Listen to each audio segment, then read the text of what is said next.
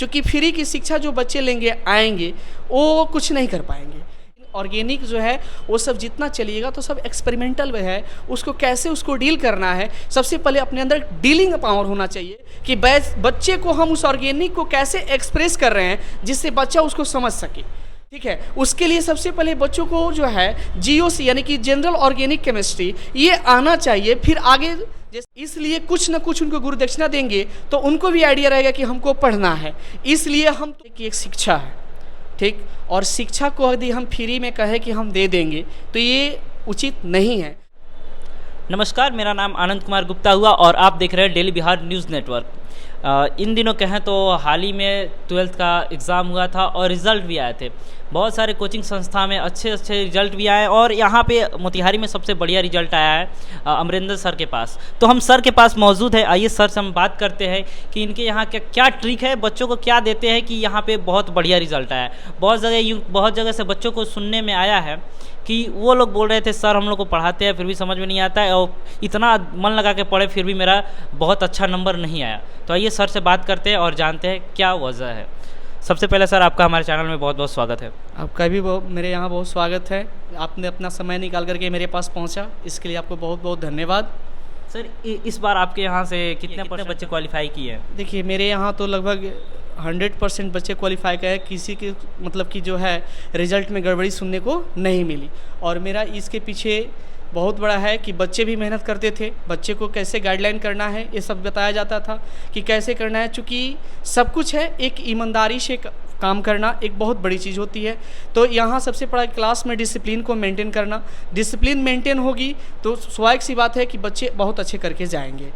अच्छा सर, यूँ कहें तो बहुत सारे बच्चे अपने टीचर से नाराज़ हैं, तो उनकी नाराज़गी के पीछे का क्या वजह हो सकती है? देखिए सबसे बड़ा चीज़ है कि इस शहर में बहुत सारे लोग हैं जो पढ़ाते हैं, तो कुछ बच्चे को जो है कि सही ढंग से जो अपने जो पावर होती है, जैसे कि किसी बच्चे को कैसे समझाना है, कैसे उसको करना है कि कोई देखिए यहाँ हर एक टाइप के बच्चे हैं, कुछ बच्चे हैं जो आपको टैलेंटेड मिलेंगे, कुछ बच्चे होंगे जो एवरेज होंगे। तो हमको सभी बच्चों को एक साथ दे करके चलना है कि बच्चे को कैसे देकर चले कि सभी बच्चे इक्वली वे में एक अच्छे ढंग से पढ़ाई करके अपना आगे निकले। यह हर एक टीचर के लिए एक बहुत बड़ी चीज़ है कि अपने आप को बैलेंस करना, क्लास को बैलेंस करके पढ़ाना कि हर एक बच्चों को उसका लाभ मिले, कोई बच्चा क्लास में इसके प्रति इति ना हो। बच्चे को हमेशा मोटिवेट करें कि बच्चे जो हैं कि पढ़ाई के प्रति अपना रुझान दिखाएं, नहीं तो अगर ऐसा नहीं करते हैं तो बच्चे जो है लास्ट में चल कर के गड़बड़ा जाते हैं।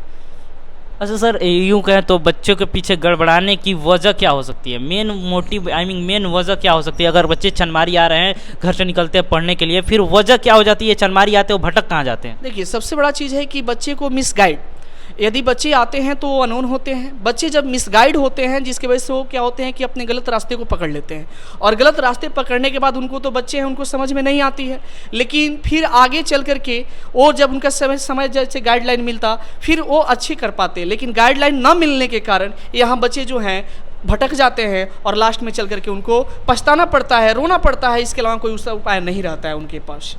अच्छा सर, ये तो हो गई बच्चों की बात। फिर आपसे हम आते हैं वापस, जानना चाहते हैं सर आपके यहाँ पे 11th का सेमेस्टर तो स्टार्ट ही हो गया होगा? हाँ बिल्कुल। और उसके बाद यूँ कहें तो बच्चे आना चाहते हैं जो हमारे वीडियो के माध्यम से आना चाहते हैं, तो आपका फ़ी स्ट्रक्चर कहीं हाईली हो, तो मेरे वीडियो के माध्यम से कोई बच्चे आना चाहते हैं तो उसको आप क्या देना चाहेंगे? देखिए सबसे बड़ा चीज़ है कि किसी भी बच्चों के लिए फ़ी जो है तो एक तो दक्षिणा है, और इसमें एक किस हिसाब से हमको बच्चे को एजुकेशन देना है, किस लेवल से हमको फ़ी शेड्यूल रखना है जिससे बच्चों के भी कष्ट ना हो और बच्चे आगे की पढ़ाई कर सके, यह बहुत बड़ी चीज़ होती है। तो मैं बच्चों से यही कहना चाहता हूँ कि फ़ी आपकी पढ़ाई के लिए बाधा नहीं है, बस आपको एक सही क्वालिटी और सही एजुकेशन मिले, ये आपको सोचना है कि जीवन में आप बहुत कुछ कर जाइएगा, समय निकल जाएगा, लेकिन फिर आप जब समय निकल जाएगा तो उसके बाद वो समय वापस नहीं आएंगे, आपके हाथ पछतावा के अलावा कुछ नहीं लगेगा। तो यही है कि आप कहीं भी हैं अच्छा से पढ़ाई करें, हमारे पास हो या किसी और के पास हो, सही चीज़ की चुनाव करें जिससे आपका भविष्य बने। सर यूँ कहे तो केमिस्ट्री आप पढ़ाते हैं और बच्चे का कहना है कि केमिस्ट्री और फिज़िक्स बहुत ज़्यादा हार्ड होते हैं, ऐसा क्यों होता है? देखिए, ये तो सब तो कहने की चीज़ है। थोड़ा सा तो मान लीजिए कि 10th है, 10th के बाद 11th 12th है, तो हम जब हायर एजुकेशन के लिए जा रहे हैं तो हायर एजुकेशन आए तो थोड़ा सा तो फास्ट मिलेगी। तो उस चीज़ कॉन्सेप्ट को थोड़ा सा अलग ढंग से पढ़ने का प्रयास करें तो कोई बड़ी चीज़ नहीं होती है। बट यहाँ तो है कि सिर्फ बच्चे को अपने काम निकालना है, एग्ज़ाम का टाइम आएगा, कहीं से भी नोट्स लेंगे, पढ़ लेंगे, तो नोट्स लेकर के आप पढ़ सकते हो, लेकिन अपने अंदर की जो वेल्डिंग है, जो आपके जो पिलर है, वो स्ट्रांग आपके नहीं हो पाएंगे। तो इसलिए आपकी समय जो बनी है, समय अवधि, इस समय अवधि के अंदर सबको पढ़ना पड़ेगा, क्योंकि पढ़ना सब है।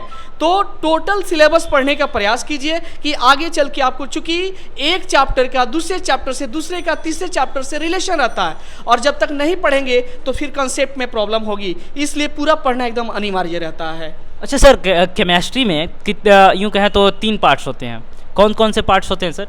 देखिए, केमिस्ट्री के 3 पार्ट्स हैं, एक फिजिकल है, एक ऑर्गेनिक है और एक आपके इनऑर्गेनिक पार्ट्स हैं।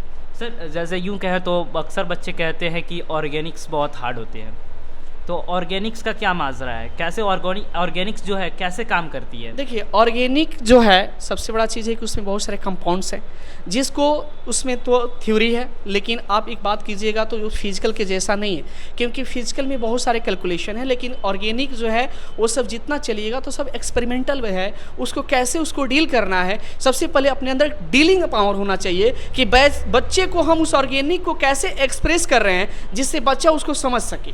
ठीक है, उसके लिए सबसे पहले बच्चों को जो है जीओसी यानी कि जनरल ऑर्गेनिक केमिस्ट्री ये आना चाहिए। फिर आगे जैसे मैकेनिज्म है, मैकेनिज्म तभी कर पाएंगे जब उसको थोड़ा सा इस सब की सही जानकारी होना चाहिए। ओके सर, यूँ कहे तो मैं आपका ज़्यादा टाइम नहीं लूँगा, क्योंकि आपके पास भी उतना टाइम नहीं है मेरे को देने के लिए। फिर भी जितना आपने टाइम दिया उसके लिए आपको बहुत बहुत धन्यवाद। सर मेरा एक लास्ट क्वेश्चन रहेगा कि जो बच्चे असमर्थ है पढ़ने में, जैसे उनकी फैमिली बैकग्राउंड बहुत वीक है, उनके लिए आप क्या कर रहे हैं? देखिए, सबसे बड़ा चीज़ है कि एक शिक्षा है, ठीक, और शिक्षा को यदि हम फ्री में कहें कि हम दे देंगे तो ये उचित नहीं है, क्योंकि फ्री की शिक्षा जो बच्चे लेंगे आएंगे वो कुछ नहीं कर पाएंगे। इसलिए कुछ ना कुछ उनको गुरु दक्षिणा देंगे तो उनको भी आइडिया रहेगा कि हमको पढ़ना है। इसलिए हम तो निःशुल्क नहीं कह सकते हैं, क्योंकि कुछ ना कुछ उनको गुरु दक्षिणा देना पड़ेगा, तभी वो कुछ कर पाएंगे। नहीं तो बिना गुरु दक्षिणा के गुरु के भी ज्ञान काबिल नहीं बना पाता है। आपकी बात से सर हम इसलिए सहमत है, क्योंकि अगर जहाँ पे हमको लगता है हमको रुपया नहीं देना है, फ्री है, तो हम लोग वहाँ पे उस चीज़ पे ध्यान ही नहीं देते हैं कि हाँ यहाँ पे हमको जाना है या नहीं जाना है। अपने मन से जाते हैं, अपने मन से आते हैं, इसलिए। और जहाँ पे हम लोग पैसा पे करते हैं ना, तो वहाँ पे हम लोग टाइम पे काम लेते हैं और टाइम पे यति करते हैं। इसलिए मैं आपके बात से सहमत हैं कि हाँ कहीं भी हाँ आप असहमत हैं तो जितना आपसे बनता है उतना आप दीजिए गुरु दक्षिणा के स्वरूप में और पढ़ाई कीजिए।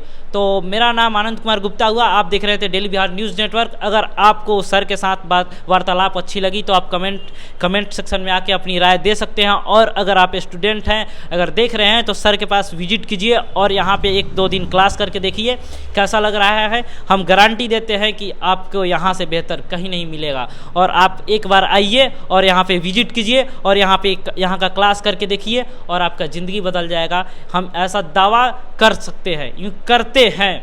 तो